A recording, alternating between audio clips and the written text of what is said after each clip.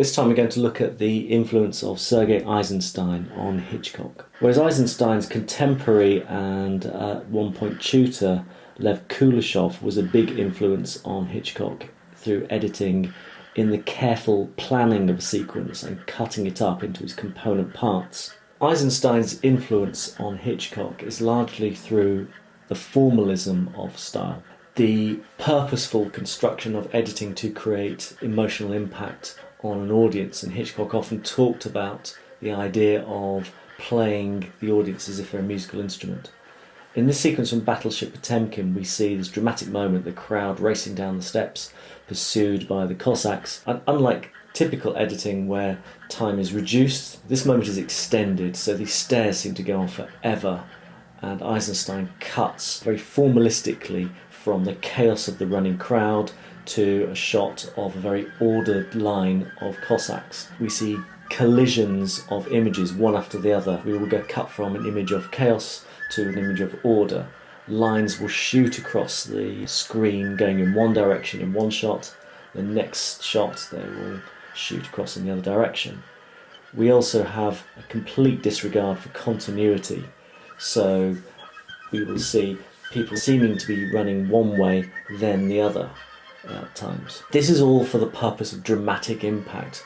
Eisenstein wants us to feel like we're in the crowd and we are experiencing the panic. He'll also pick out moments of this individual tragedy that happens to this character we're never going to see again, and then we'll cut to the crowd, so we pick out these moments. Now this is an influence on everybody, but it's a particular influence on certain sequences in Hitchcock films. So if we look at The Birds, we'll see the same principles in action. So this run from the school, there are jump cuts in there. We will divide up the action so that this actually fairly short run down the hill from the school to the town seems to take much, much longer. We'll pick out the individual horrors of these characters in the crowd. We're never going to see any of these children again, but we'll see them very briefly in these moments. Hitchcock's placed us right in the centre of the frame so that we too are in the crowd, we too are being attacked by the birds. Brief shots, and then rhythmically we'll cut to longer shots.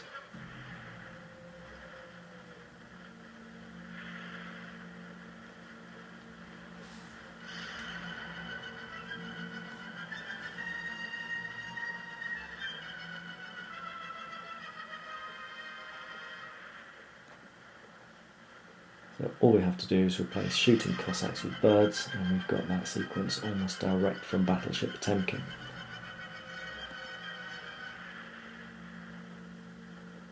Those glasses are interesting, I shall come back to that in a minute.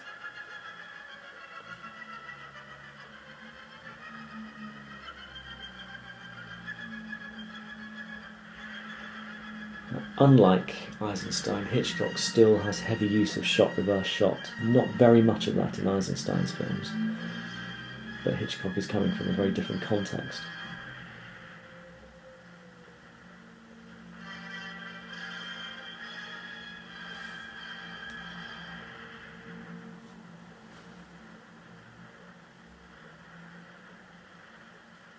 Let's look at a few key moments and make some comparisons.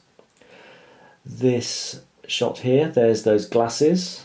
Hitchcock's frequent use of glasses is one of his signature motifs, the means of looking. But was there a perhaps half-conscious or fully conscious callback to the earlier film? There's also this technique here. These jump cuts or axial cuts. Look at this old lady here, and we cut along the same axis from the longer shot to the mid shot to the close-up. We don't follow the 30-degree rule at all on the same subject, and it creates this boom, boom, boom effect. And here it is again. Note the horror comes from the man's eyes being pecked out, seeing, or in this case, not being able to see, a real Hitchcock motif.